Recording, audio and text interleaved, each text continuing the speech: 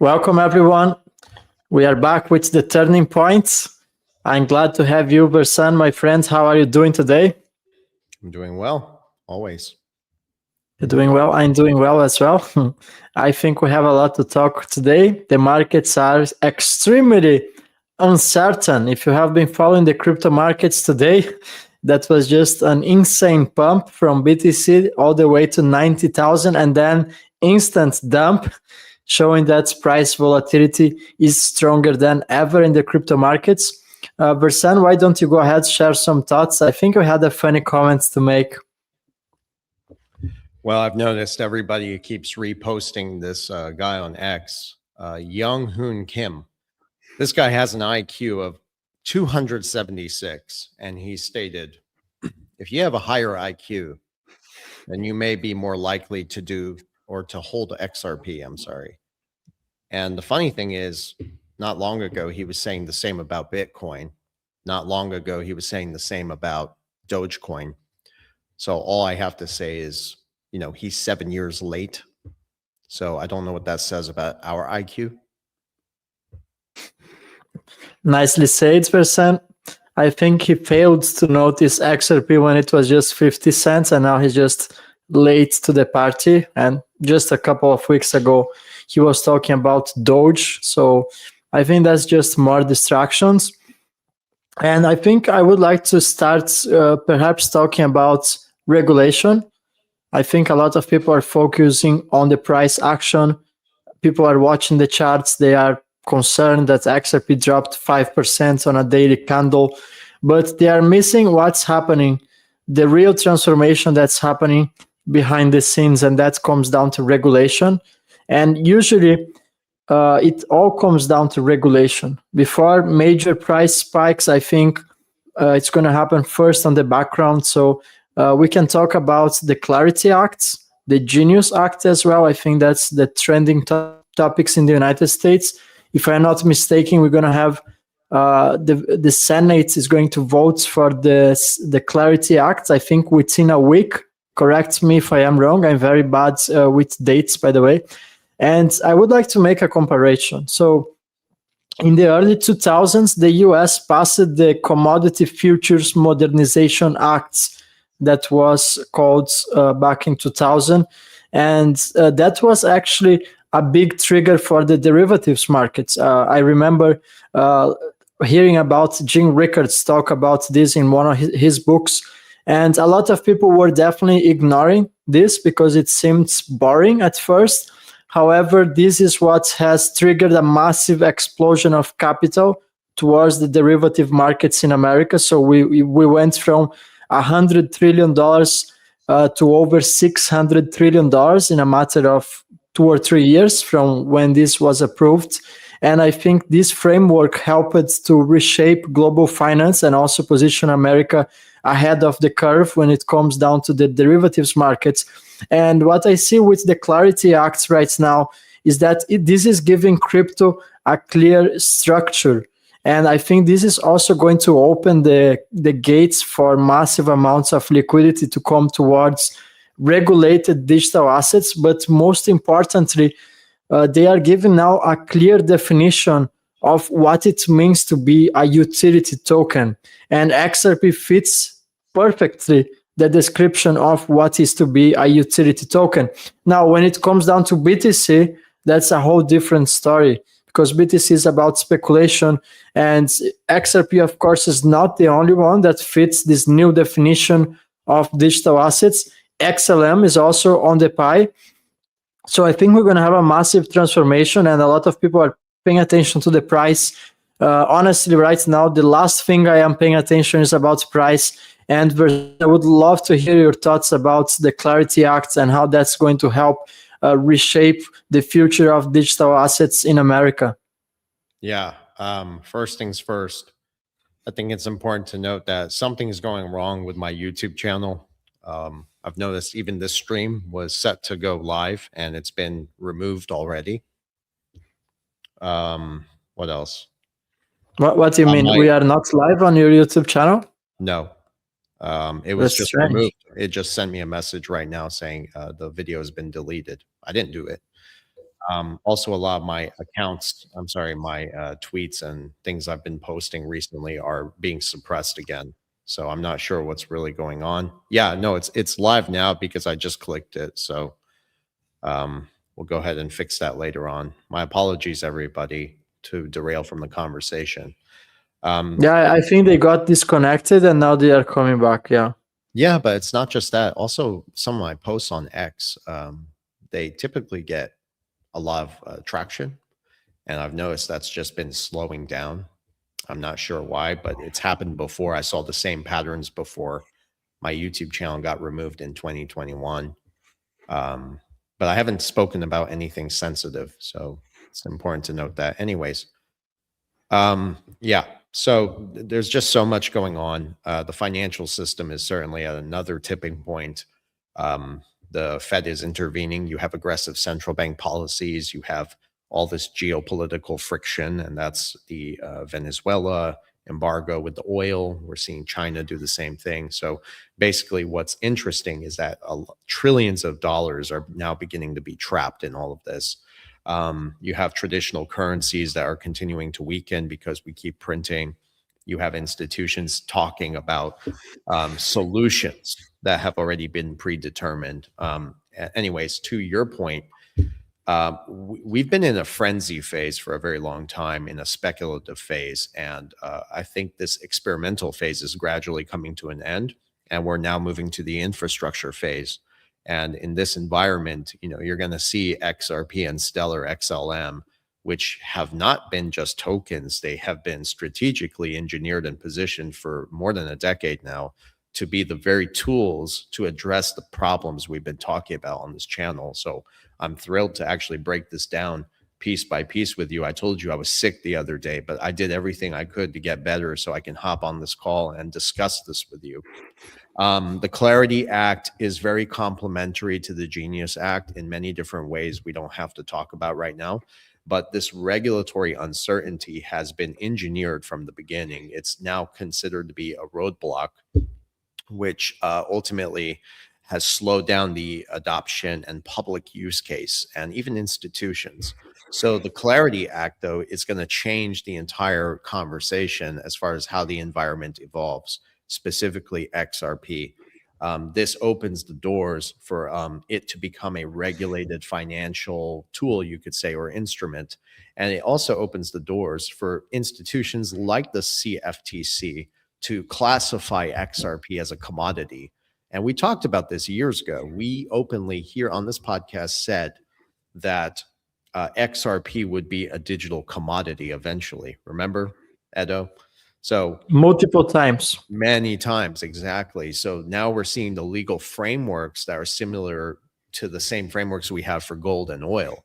Why does this matter? It matters because this means now banks, hedge funds, sovereign institutions, they don't have to operate in an environment where there's this fear and legal ambiguity. So it's being now released to the public as far as the information, like, hey guys, this is what's going to happen, even though I think they've been laying the groundwork forever. So with XRP, now it could be used, leveraged, it could be held safely, it could be traded, it could be used again for settlement and liquidity without worrying about all the regulatory crackdowns. And the Clarity Act doesn't just make XRP safer and even XLM, it actually unlocks the possibility now to bring this into the mainstream. And that's exactly why institutions are slowly integrating XRP into their treasury operations and going to be using this, of course, for cross-border payments without the fear of legal risk and so forth. So I gradually believe that over time, it's going to be revealed piece by piece that XRP is going to function very similar to a reliable digital gold in a sense, or a bridge asset in global finance as a commodity, basically. So it's going to be very interesting to see how this plays out. Yeah, totally agree. Basically, the Clarity Act is giving crypto structure, is giving crypto clarity, and now they are dividing these digital assets in multiple categories. We have digital commodities with payments, settlements, and utility. We have investment contract assets, and then we have into a complete different category, stable coins, which is also going to regulate stable coins that has a huge chance to have consequences on unregulated stablecoins that are not backed by tangible assets or are not backed one-to-one to the US dollar. For example, we know Tether is one of them. I think that will be possibly destroyed by the Clarity Act. I mean, they already moved their headquarters outside of the United States. There will be also a clear distinction, a clear definition of what the SEC is responsible versus what the CTFEC is responsible. And basically, the SEC is going to come with frauds and issuance of tokens. I think they're going to deal with the securities, in other words. And the CTFC is going to control trading, liquidity, and derivatives market. Hence why they have classified XRP as a commodity fitting on the same category as Versan said, as gold and Treasury. So I think that puts XRP in a complete different category. And what becomes really interesting is that I think this time is very important that people don't hold to tokens that have no intrinsic value, because these tokens are basically falling out of jurisdiction. They are not going to be regulated. There won't be legal clarity for those assets, and that's 100% correlated with one of the predictions of Brad Garlinghouse, that's 99% of the cryptocurrencies would simply disappear because they have no intrinsic value.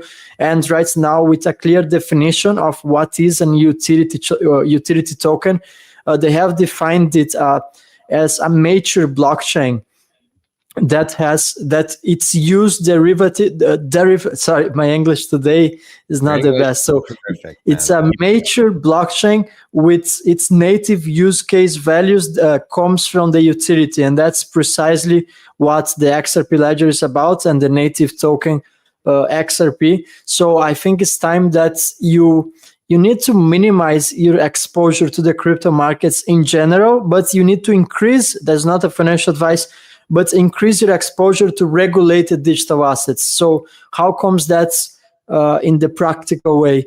Get rid of meme coins, get rid of speculation, get rid of tokens built on top of ERC20 ecosystem that have no clear definition, no clear use case, that they don't fit as a bridge currency, and they were just there because someone has pumped them artificially with unregulated stable coins. You get what I am trying to say, Versan? I'm listening to you. Yeah. It's just I'm sorry. I'm trying to figure this YouTube thing out. It's such. It's okay. I think you are live now. I think the people can also let us know if we are connected to YouTube, because at times I was thinking also it was not connected on my channel. Yeah, a little embarrassing. So it's no. Oh, it's fine. Yeah. All right. So losing my train of thought here. Okay. Okay. I personally have talked about this for many years. I do believe XRP's status eventually will be treated as a commodity, and that will basically position itself as a digital equivalent to gold. And you got to think about this deeply. And I've tried my best to articulate this. I really don't understand how the structure is going to play out.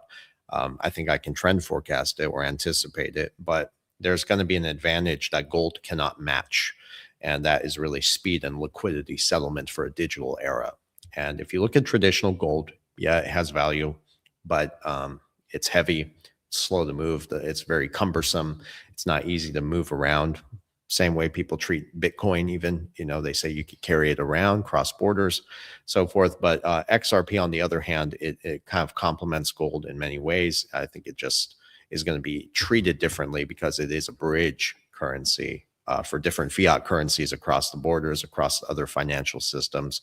I don't think this is hypothetical. I will tell you right now, it is not theoretical. If you look very closely at the frameworks that have been outlined by the very same institutions that pretty much run the freaking world, all this has been in motion for a very long time, and they're actively enforcing these kind of rules and regulations from the top down to ensure that the new financial system has some sort of anchor, which is gold.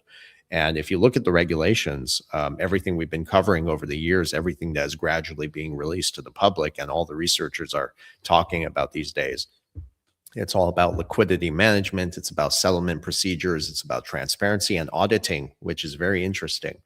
What are they talking about auditing, right? They're establishing the frameworks where they can pretty much set the stage for mass adoption of compliant technologies, sure, but it's going to be a system that is going to be designed to maintain stability. Stability, in my opinion, is trust. Trust is metals, right? So you're seeing the same qualities that have historically been associated with traditional banking and even gold-backed reserves gradually come into the picture. So it's just very important to understand this. And I think those who truly understand how the merging between physical assets and digital assets is complementary and how it's coming into play, you're really going to be the ones who are positioned at the head of all of this. I 100% agree, Versan, and I think it's very interesting that XRP now is collateral for derivatives, because collateral is what institutions post to secure leverage, manage exposure, and operate at scale. And that means that it could require them to take XRP out of circulation. I think that's really on the cards. I think it gets locked in institutional custody. Historically talking, that has happened with gold. And this can contribute for a supply shock for XRP. We are talking about the fundamentals, and the fundamentals really matter in these moments because XRP can operate freely as a neutral bridge currency. And I really think at the end of the day, we're going to have a massive supply shock for XRP. Now, slightly changing the tone of the conversation, I want to talk about something that happened yesterday. I'm going to bring this to the screen. And it's also something we have been warning people for a long time. And that's about the Marshall Islands launching the world's first blockchain-based UBI on Stellar blockchain. Oh, but the most interesting part is that that's designed for universal basic income. So you see where this is going. We have been talking for a long time that Stellar's motto has always been about banking the unbanked, and they have focused more on the micro payment side of the equation versus Ripple that focus on institutional grade use case. So right now, this is beyond just what we think about cryptocurrencies. This is a global reset. I can't put this in other words. And I want to hear your thoughts about this, Versan, because it's very unique how they are already mentioning the universal basic income, which if you go back 5 years ago, this was considered to be a conspiracy theory. It's not, obviously.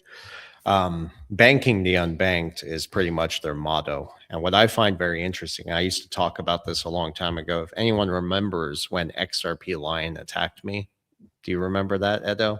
Because I'd like to share a story here. And I wrote a very detailed response. Sadly, I deleted it because, I don't know, I was trying to be professional, whatever that means these days.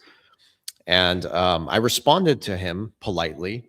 And basically he said, no, there's not going to be a CBDC. There's not going to be a universal basic income. That's all nonsense. And I said to myself, you know, one question only. How the hell are you going to account for all the billions of people on the planet if we're only a very small community investing in this stuff, talking about it, potentially participating in it, right? What are you going to do for everybody else? How are they going to transact? How are they going to be included in this new financial system we're so, immersed in, right? And it becomes very clear they're going to have some sort of way to transact, and it's going to have to be digital. If fiat currency debasement is only accelerating, then what's the alternative? It's going to be some sort of digital money. The other side of this is that most people have been impoverished. People do live in poverty. It's true. Borrowing is all-time highs. Defaults at the same time, all-time highs. When you start to look at the bigger picture here, and people have no assets, what's it called? Ninja, no income, no job, no assets. And just look at Generation Z. They are pretty much defined by welfare. That's how Mandami got elected in New York. Okay. And I don't want to go down the political rabbit hole, but it's the truth. They are Generation Z because it's pretty much the end. You know, it's the end of the alphabet too. What's next? God knows, maybe some computer. or the combination between the two. And that's part of the whole transhumanism agenda. Anyways, there's definitely a motto here of banking the unbanked after they bankrupt the whole world, which they are actively doing right now. Then you start to look at the relationship between XRP and XLM. It's complementary.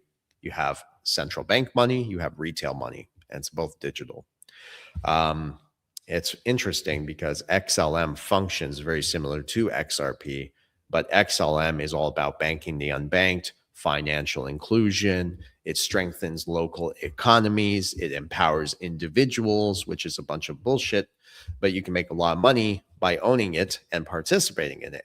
At the same time, everything Ripple has been doing, mark my words on this, you do your own research to confirm it, but everything Ripple has done, Stellar has been doing the same thing right behind them, and nobody has been reporting it, including myself. But I've been paying attention. So XLM is emerging as a universal basic income kind of solution, banking the unbanked, providing financial inclusion. And I actually have documents about this. It's also on the Patreon of the CBDC, and Stellar is at the forefront of it. So, I mean, there's an entire rabbit hole over there as well. But I do believe XRP and XLM are fully integrated into the financial system, into the rails. And I'm talking about the compliance behind it. There's plenty of research of this. So I do see it having an emerging role. I agree with you, Edo. Yeah, definitely. We talk more often about XRP, but XLM is not supposed to be left aside. There's a lot of important innovations that are happening on Stellar blockchain. And once you understand who is truly behind Stellar, you can almost put Stellar and Ripple as playing on the same level field. I think they are outperforming every single company in the crypto space. So it's definitely something that we want to be paying attention. And I truly believe XLM, I don't know exactly the price of XLM now. Allow me a second to just check precisely after this drop today, but Stellar is trading at 20, XLM is trading at 21 cents. It's not a financial advice, but I see this as extremely undervalued considering its future potential. And there is one quick question that someone addressed to me and I want to answer is that a lot of people in Europe are trying to find ways to trade crypto without KYC. And I have proposed them to do that in one exchange that I know, but it turns out that there is a limit. So you can trade without KYC, this person is asking, but it's up to $20,000. So once you reach the limits, they might ask you for KYC, but I found a new alternative and I just drop in the comments if you are interested. And that has a limit of $500,000 per day. So if you got problems with the 20,000, this is a good solution for anyone that wants to trade without KYC. Versan, I think we have a lot to talk about the Japanese question, right? We had this on our bullet points. Perhaps you want to start talking about this. I need a second to pull out our bullet points here. Since we got the video disconnected, I got a bit confused here. Me too. I'm sorry about that. Yeah, audience as well. Jake Claver has been talking about the Japanese carry trade for a while. I would like to give him credit for that. To explain it maybe from a different perspective, an angle. Essentially, this kind of ties back to what I said in the very beginning of this conversation. There's a lot of friction in the financial system. And as explained before, Japan's reverse carry trade is really a significant, often overlooked forces in global financial markets, because what they've done is kept rates low, which means people could borrow low yield yen and invest it in higher yield assets abroad. And that would be here in the United States. One of them, for instance, is the silver derivatives market, the paper trail. The fact that they're raising rates now, okay, this puts leverage traders in a very uncomfortable position. Effectively, now they have to be squeezed and return the capital back to Japan to meet those margin calls, right? And because of this, it creates a lot of friction in the system. And that's where market shifts and interest rate changes. Now, this is the reverse carry trade, okay? So the reverse carry trade now indicates that money has to go back to Japan. And as trillions and trillions of dollars start returning to Japan, it creates more friction in the markets and they have to adjust liquidity. And that's where everything begins to tighten. Because of this, the implications are massive. Okay. That means capital was previously moving freely and now it's trapped in an adjustment cycle. And because of this, you have traditional banking infrastructure, legacy banks, which struggle to get the capital efficiently due to the regulatory restrictions because of the geopolitical tensions and so forth. Now, when you put this into context with emerging digital infrastructure like XRP, which is a cross-border remittance protocol, it essentially solves all of this because it can act now as a neutral global bridge, which means it could move, facilitate instantly liquidity and cross-border liquidity settlement without being subject to the same frictions that are part of the legacy banking system. So that's really the crux of the discussion here, whether XRP gets used in such a circumstance. And overall, the trajectory of everything happening in the world, including what's happening with Venezuela and China, we talked about this in the beginning here, it's creating friction. And I put that all in the description. In fact, even on the tweet, try to give people a macro analysis on this. And because of this, you have an accelerating demand for these kind of solutions that, in our opinion, and based on what we've been discussing for many years, that it's already been laid out. And interestingly, it was Martin Armstrong who told me this off record when I confronted him about the XRP debacle and said to him, why don't you ever explain XRP to me, right? And he laughed and he said, listen, Verson, the IMF and the central banks and the global financial institutions, they have the solutions ready, but they're hiding it behind the curtain. You know what he told me? And I've repeated this message on the podcast. He said, they are waiting for the right geopolitical crisis to roll it out. Now, basically everything is converging and it's only accelerating, whether it be now, 5 years from now. I don't really care anymore. I don't focus on the time frames or price predictions. I really don't do that anymore. I just look at the macro trends, and the trajectory is pretty damn obvious if you're paying attention. Yeah, and we have not to forget that Japan doesn't produce any oil, so they depend 100% to imports. They can't produce it internally, so inflation is highly dangerous for them. And with the yen losing its purchasing power and the interest rates rising for the first time in decades, that will push a structural shift. That's what we call the carry trades. And once they start to force massive US Treasury selling, the Federal Reserve is going to have to find buyers for that treasury. And what's going to happen next? They have to turn on the printing machines. And every time they turn on the printing machines, they further devaluate the currency. And it's even more important for us to be positioned in assets that are in appreciating assets and not to be sitting on US dollars. But it's not only US dollars that's going to affect every single currency in the world. It's not an isolated problem of Japan or the United States. And the proof is that if you go back 5 years ago and you compare the prices of goods and services in 2019 before the pandemic, which, by the way, was orchestrated to trigger economical chaos, you will notice that prices are rising in the entire world. It's not an isolated problem of America. In Europe, for the first time, we had inflation. And the interesting part is that I think the inflation numbers came out for America in the last week or so, and I think they mentioned 3%, but I don't think that's true.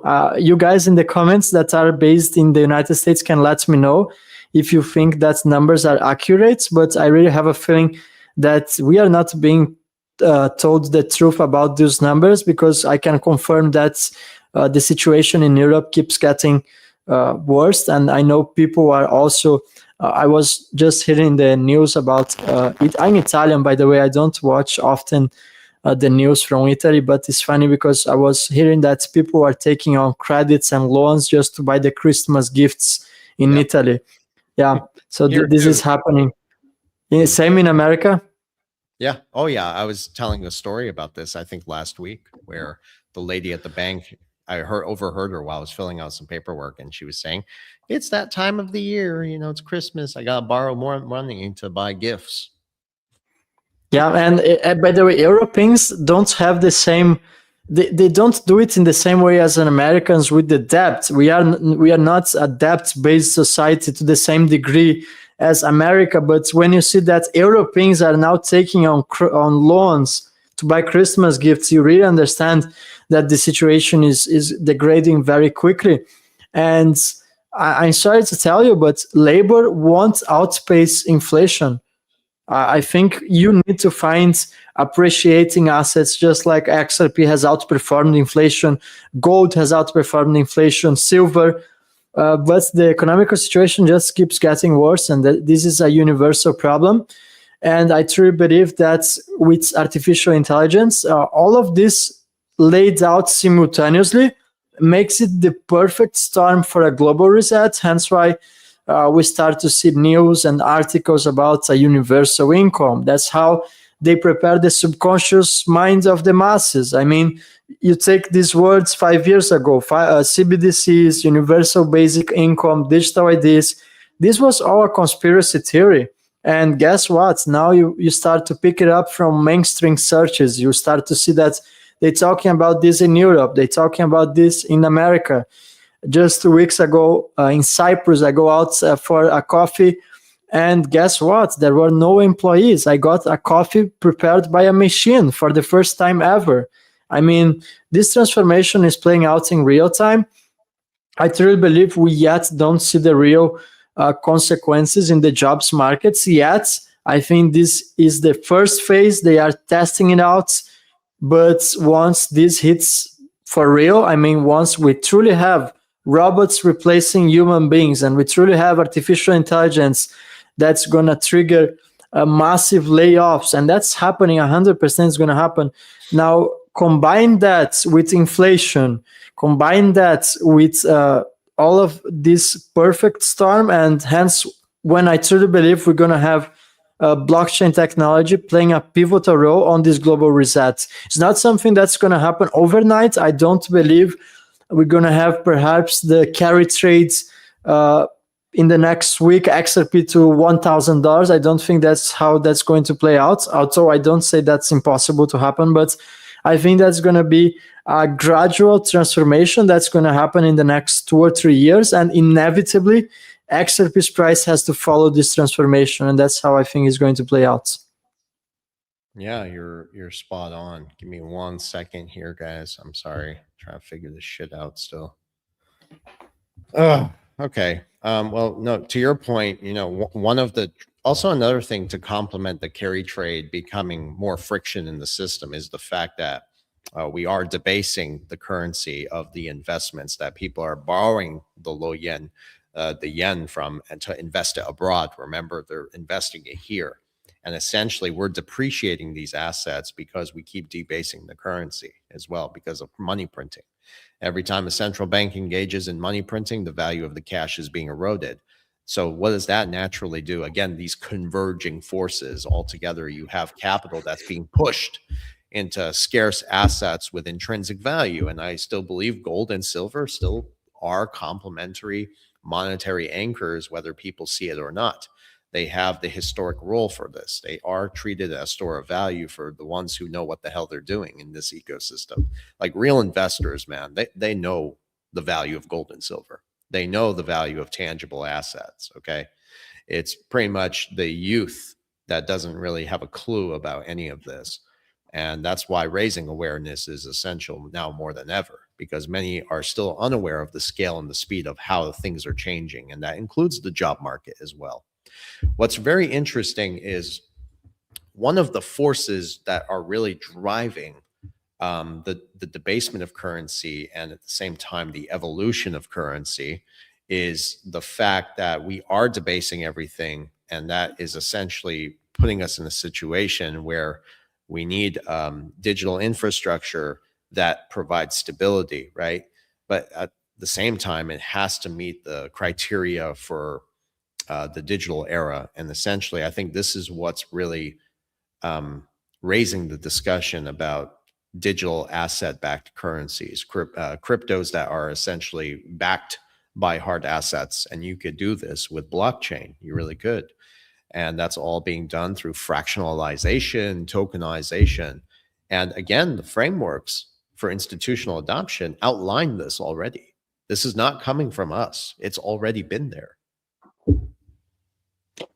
Yeah, and just imagine if we have Treasury selling, that could perhaps break the trust in the US dollar, which has already been weaponized against Russia with sanctions on the SWIFT, for example. I mean, Russia was moving towards gold. They were making trades in gold with India and other countries because Russia has been kicked off of SWIFT.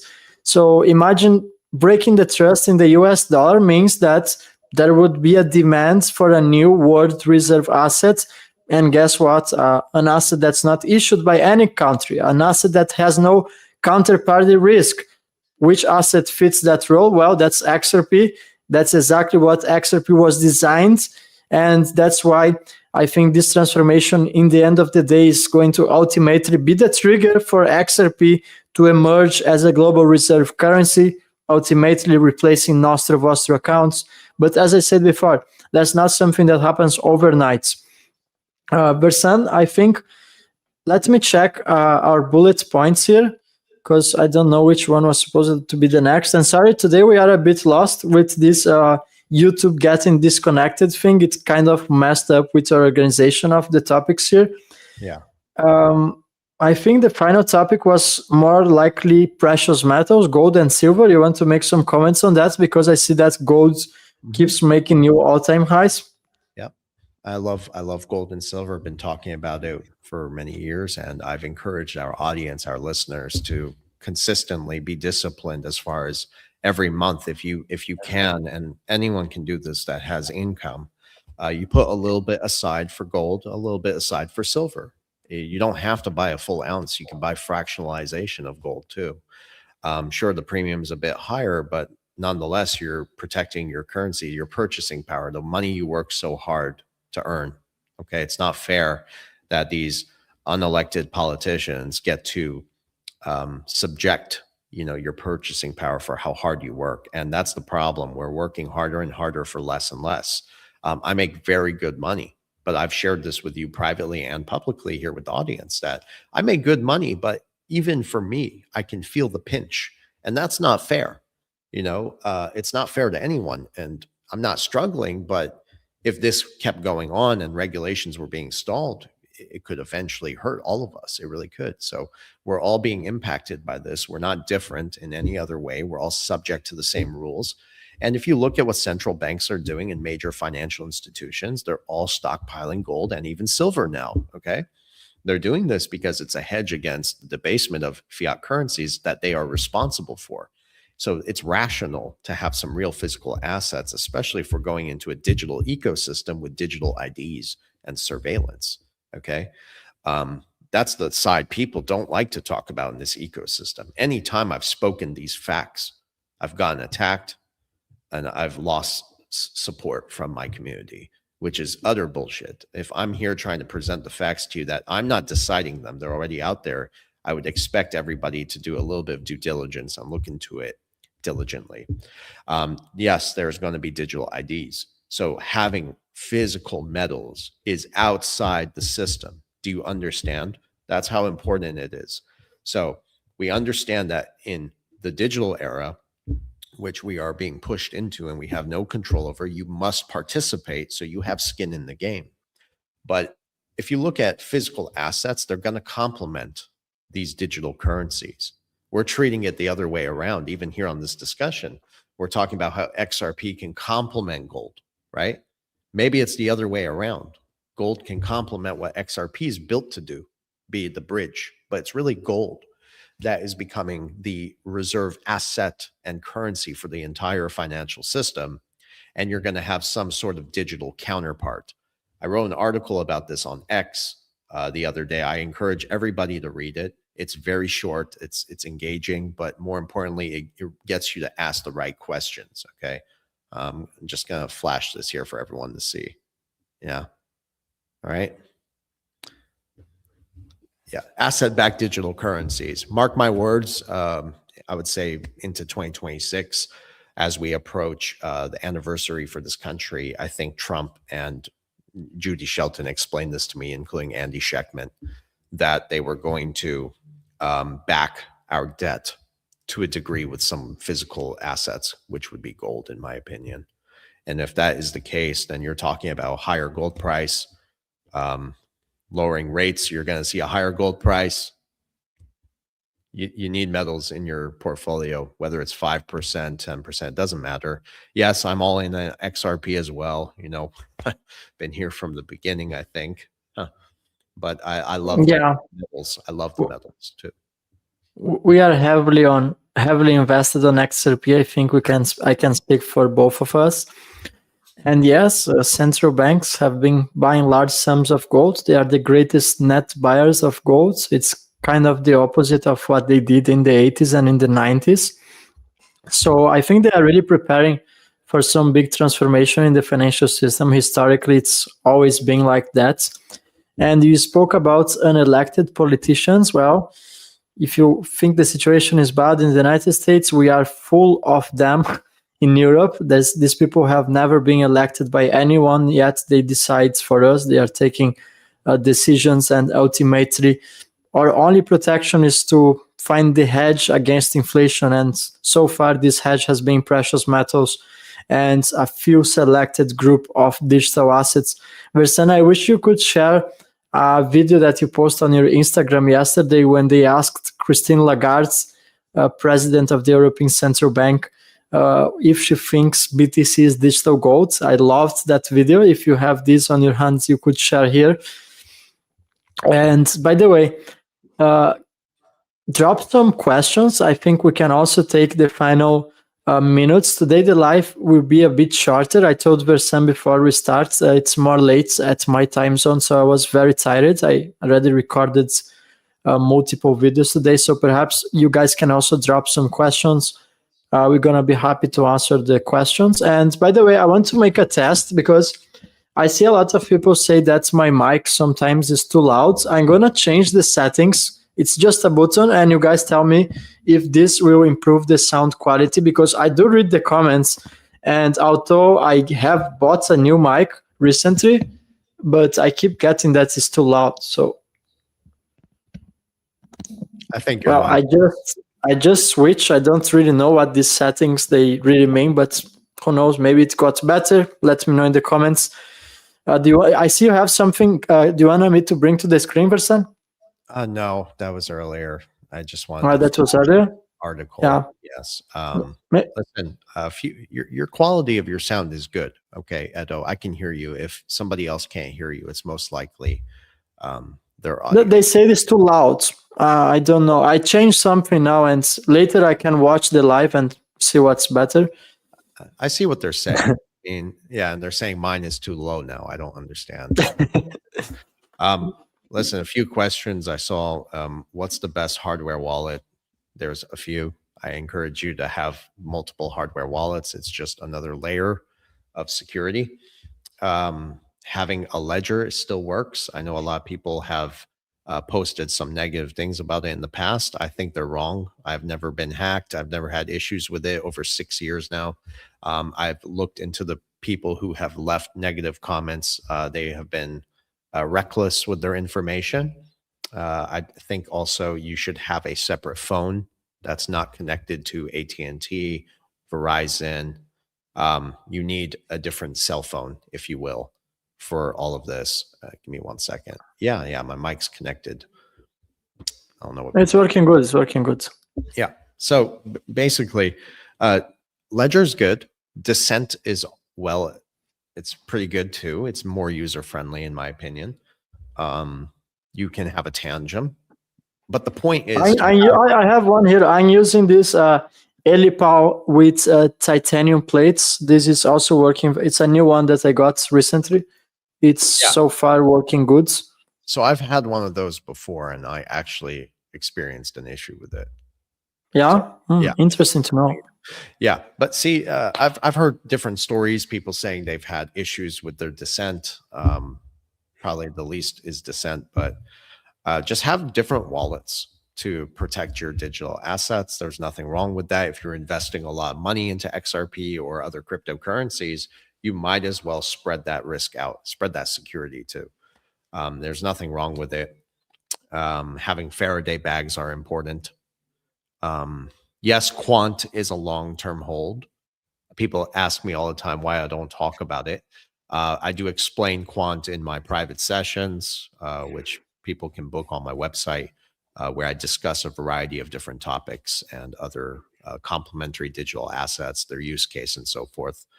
I do have position to QNT quite a bit, actually. SHX too. We talk so much about SHX. It's very cheap now. It's a good entry, in my opinion, not a financial advice, but I have been buying SHX today and yesterday.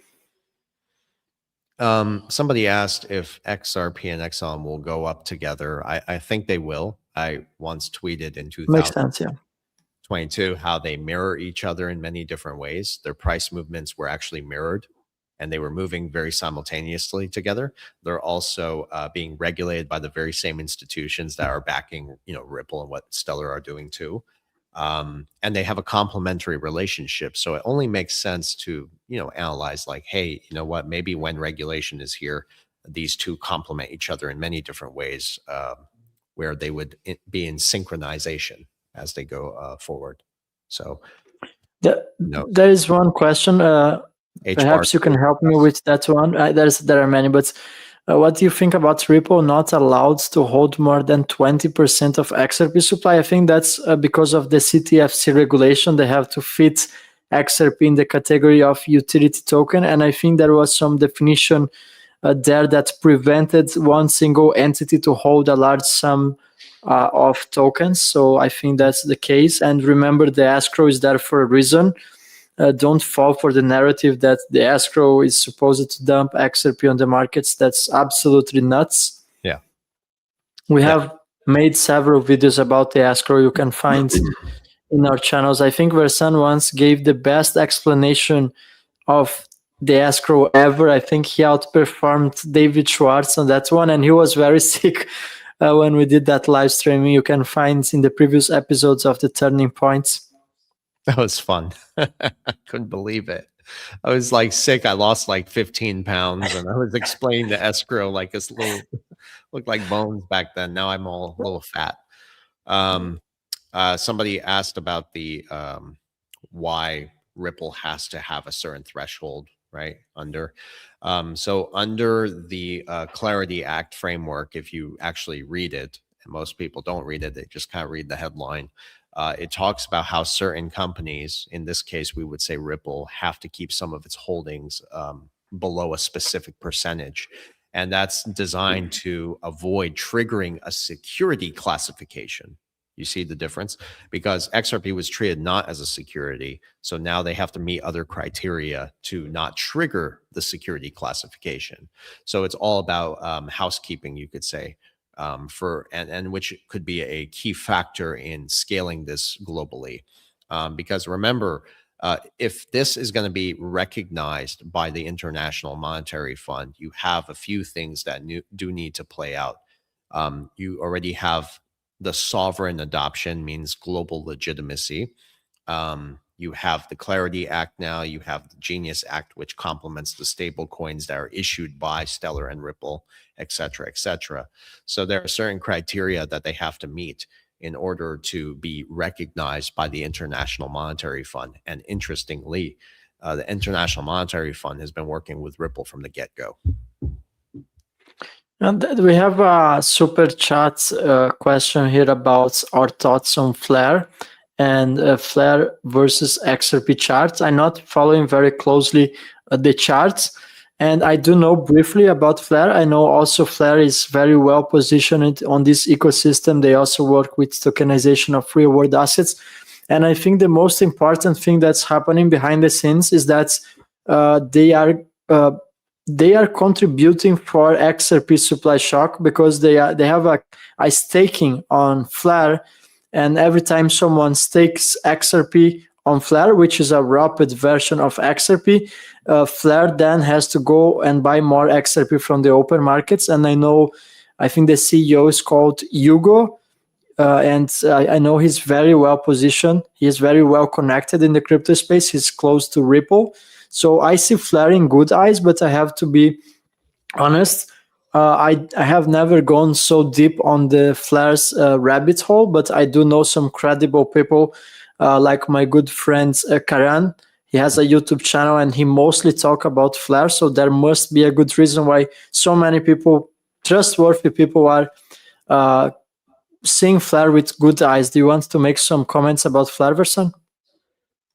I'll be honest, I don't know enough about it to make Same, yeah. direct comments, but I know for a fact that the global financial system that's being built, it's being engineered in such a way where you're going to have layers of complementary interoperability, where each layer kind of addresses a specific function within the flow of money.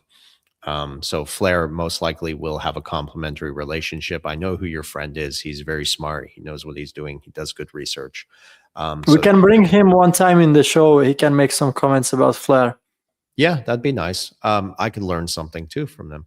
Yeah. There's not enough hours in the day to wrap your head around all kinds of things, right? You stick to a niche, you focus on it, and you try to expand upon that. And that's kind of what we do here at Black Swan Capitalist. And now we're touching into other subjects these days.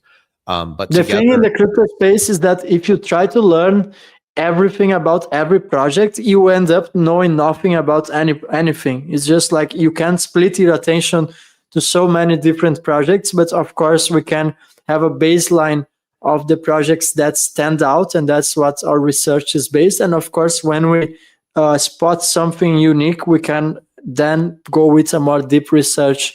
And I think Flare deserves this research, honestly. Yeah, well, again, it's also about what kind of financial resources you have too. If you're too spread out, you're going to make less money in this ecosystem. Yeah. Because being too spread out, you got to factor in inflation, cost of living. You got to factor in how much income you have.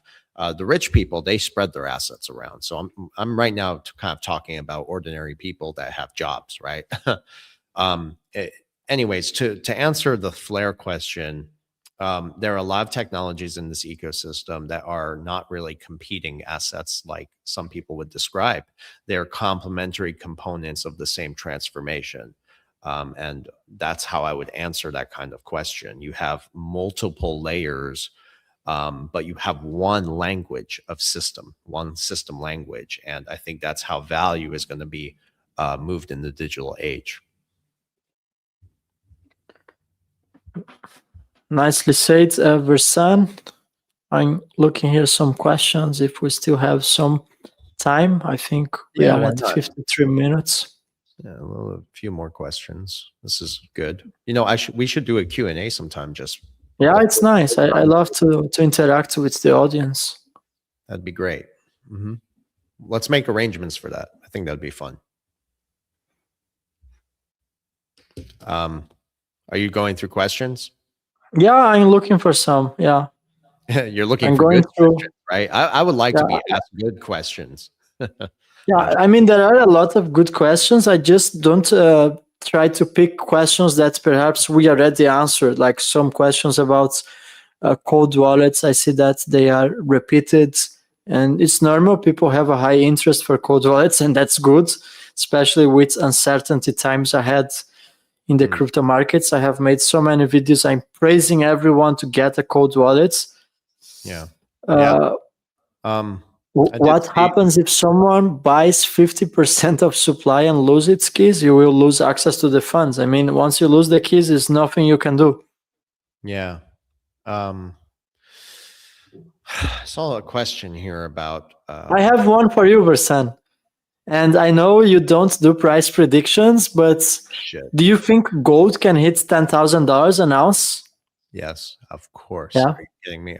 Yes, I've actually on my private sessions, blackswancapitalist.io, we do discuss potential scenarios of how gold could actually reach over $20,000. In fact, it's not speculation. There's a time and place for these kind of things. It's happened in the past before where the gold price has been reset, if you will.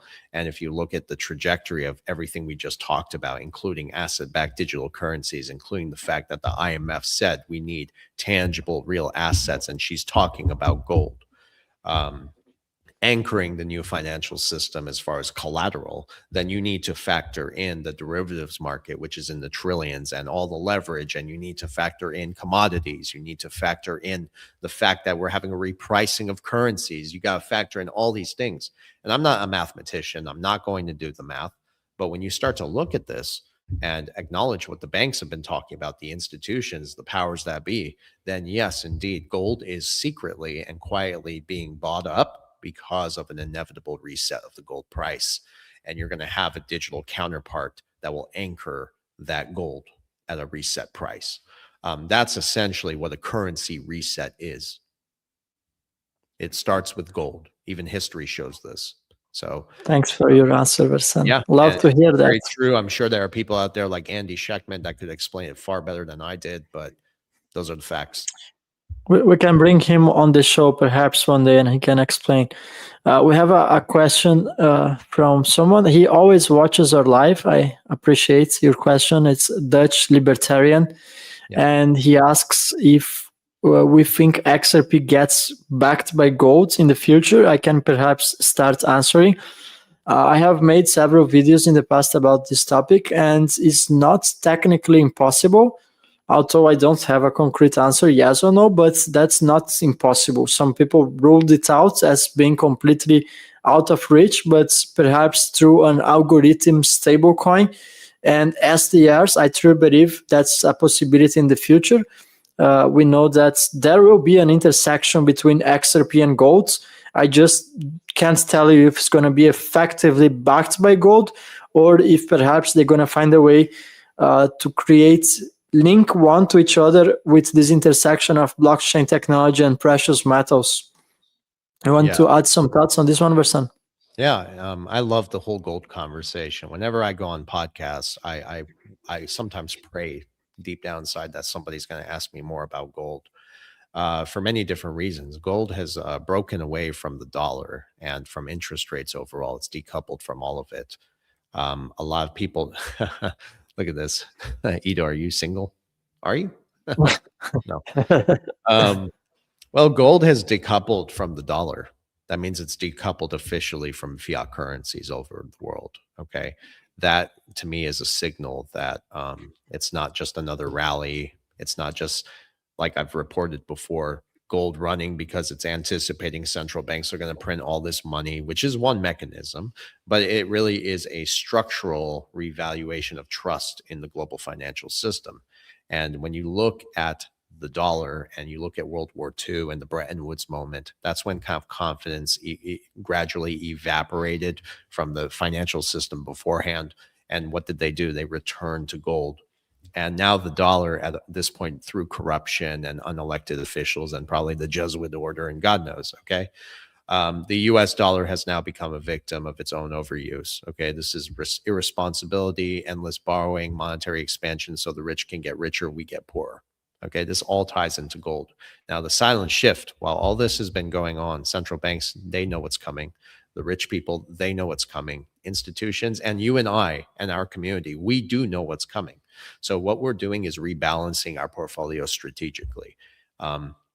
Just look at the facts, right? They've been buying more gold than anyone, and even Tether is buying gold, which is so funny because Tether is backed by treasuries and they're still buying gold, not treasuries. That just indicates that they don't even give a crap about the same instruments they use to back their own stablecoin. How this is so funny. Like Andy would say, it's too stupid to be stupid, right? So this is not diversification, it's preparation, okay? And the fact that gold hit 44.85 or something along those lines, that's not a speculative bubble. It's a freaking signal right? You're seeing the same squeeze on silver. So there's a historical pattern. You have also a new monetary order emerging. And this is where it gets interesting. That question somebody asked about gold and XRP. And for many years, I've reported on this. So everything I'm about to repeat again has been out there for many years. What we see happening in the new monetary paradigm is one where basically gold is going to be the base layer of trust. We see this happening. There's proof of this. And you're going to see digital assets, cryptocurrencies, blockchain, right, become the bridge to flow the value between these markets. Okay. And that's why I've always believed that XRP would come into play at this scenario, because if institutions are preparing for a tokenized real world assets, digitized collateral economy, I know I put all those big words together because it's funny, right? But XRP then as a bridge asset becomes essential. Why? Because it enables institutions now to move gold back to value instantly, whether it be tokenized or physical, in a form of a fractionalization. So what you're seeing is the merging between physical and digital value. That, ladies and gentlemen, is the architecture of the new financial system, where it's essentially programmable, sure. Wallets can be turned on and off, possibly, I hope not. Where it's interoperable, they can complement each other, flare, etc., things of that nature. But at the end of the day, it's about collateralization. Now, gold provides that foundation, and it's being done already. Okay, XRP provides the bridge. Together, what do you have? You've got a new kind of financial system in a post-dollar world, etc., etc., etc. I can go on forever.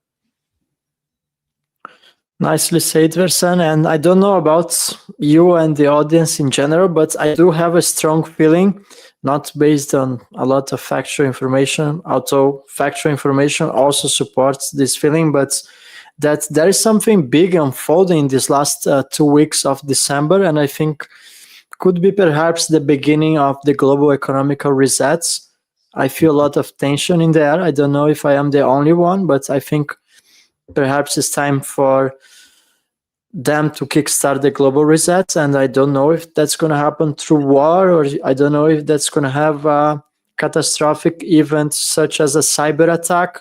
But that's just a feeling. I just wanted to put this out. Yeah. You can see the tensions on the markets as well. Yeah, a few things. First of all, yes, I'm married. I recently got married, and happy to be married. What else? Somebody asked about when is this reset happening? It's happening quietly, but day by day. At the highest levels of finance. War is certainly been a historical mechanism to reset the system. That's history, right? That's not speculation, it's a fact. So it's very possible, with all the friction and the tensions that we see happening around the world, gradually coincides with the fact that this monetary order is emerging, right? So you can kind of bridge the two without dissecting them too much at this moment. And it becomes very clear of where things are going and how they might play out. I want to send out my regards to anyone who was injured in Australia, for instance. But that was staged, okay? It was staged, and I'm not going to get into too much detail, but essentially these are conflicts and narrative management that have been used all over the world, whether it be a geopolitical crisis, or Russia moving nukes, okay? It's all theatrics to get us to where we need to go, I guess, to a new kind of financial system. So history is simply repeating itself, just bigger and more aggressive, because we have digital infrastructure. And yes, the BRICS nations will be using XRP. They don't have to necessarily report it in the headlines, but essentially it's the same language model that they'll be using, and that's the RippleNet distributed ledger technology. I have papers of them openly mentioning XRP many years ago. There is no doubts about it. I don't think they even have a choice. We have 2 more questions on the super chat, so I want to take a moment to answer them. So I want to first send a special thanks to Crypto Bob.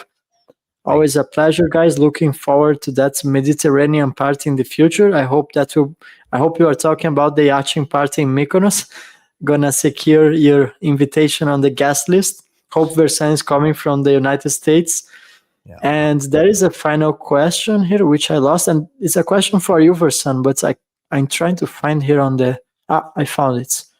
Can you please recap and update on your connection to the financial advisor to the royal family in Saudi Arabia that you told us about a long time ago? Absolutely. And Good one. I love this question. I'll tell you a little history about my family. First of all, my father was very connected, my real father. Okay. That was my stepfather. We were, he was a diplomat for the Saudi family. This is my real father. Nobody really knows this. And, he married my mother in Switzerland. And before we were born, they brought us back to Saudi Arabia to get us the citizenship. So I am a Saudi citizen. I was really born in Saudi Arabia. I was raised over there. I've traveled many different places around the world, and I've had a lot of experiences, even in Europe. My parents eventually divorced, and she married my stepfather. His name is Jalal Ghani. And Jalal Ghani was in the oil and gas company here in Texas, and was involved in other nuclear power and so forth. And my stepfather went to college with a few people from the royal family in Beverly Hills. Okay. This is the whole side I've never explained before. Now, my stepfather was a banker, okay, for Bank of America at the high levels. And he was dealing with a lot of international clients because he's from Yemen. He spoke Arabic, right? And my stepfather, as his relationships expanded over the years, then when I met him and my mother married him, I just realized how connected he was. He was very wealthy. And his best friend was named Khalid al-Sunaid. He was a lawyer and an advisor to one of the princes, not princess, a prince of the Saudi family. And I never knew this guy, right? But I used to play with his sons when I was a kid. Anyways, their relationship built over the years.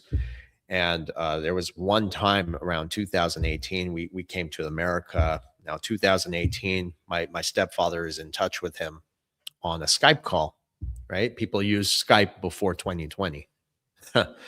And what happened was we were told to come upstairs, me and my brother and my sister. And, I thought I got in trouble for something.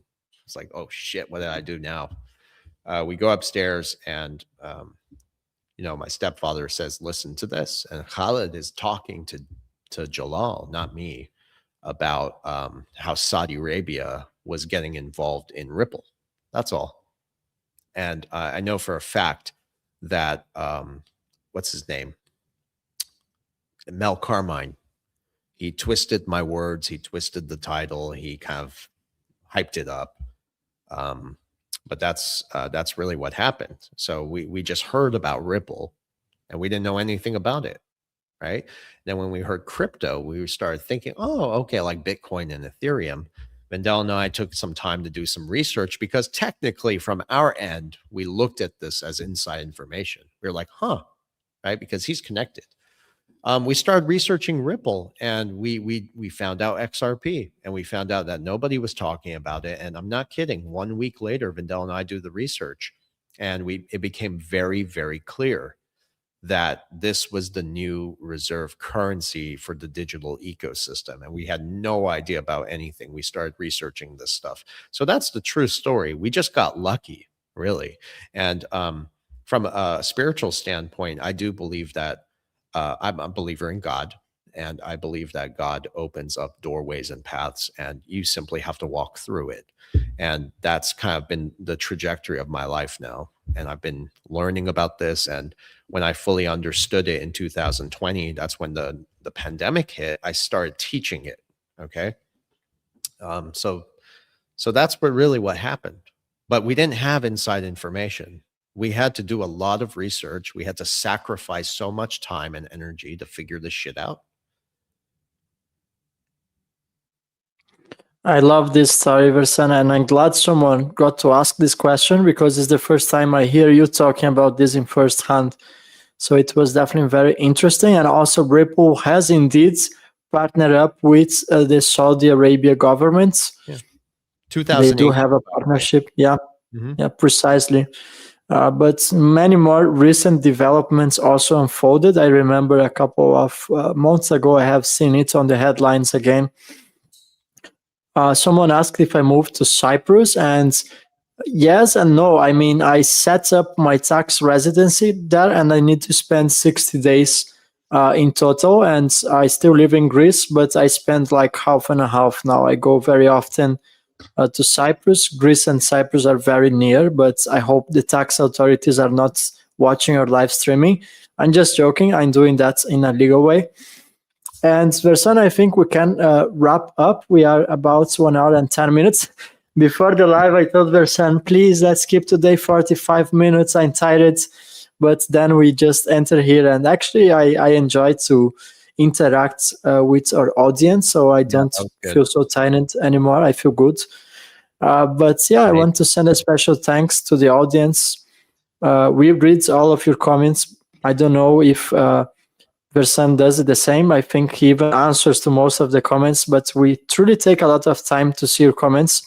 We appreciate your feedback, your support. Versan, any final thoughts? Yeah. Well, as a community, we're going to be stronger together.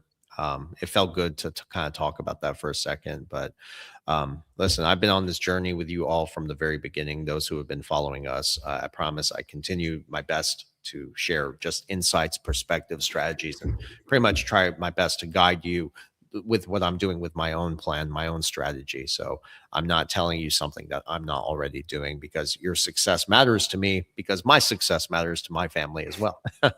If you have any questions, if you want to review your financial situation, if you want to talk about anything personalized, I mean, please do reach out. I do my best to help. And I love all my supporters, and I try to build relationships with you. I really do, on a personal level.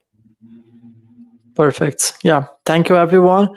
Drop your location in the comments. That will boost our live streaming. Will get delivered to more people. So it definitely helps out. Let us know where you are based.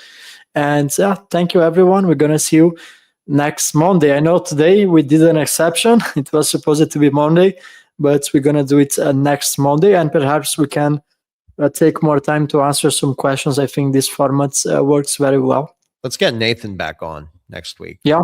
It has been a while. Okay. Would be nice to have Nathan back. Thank you, everyone.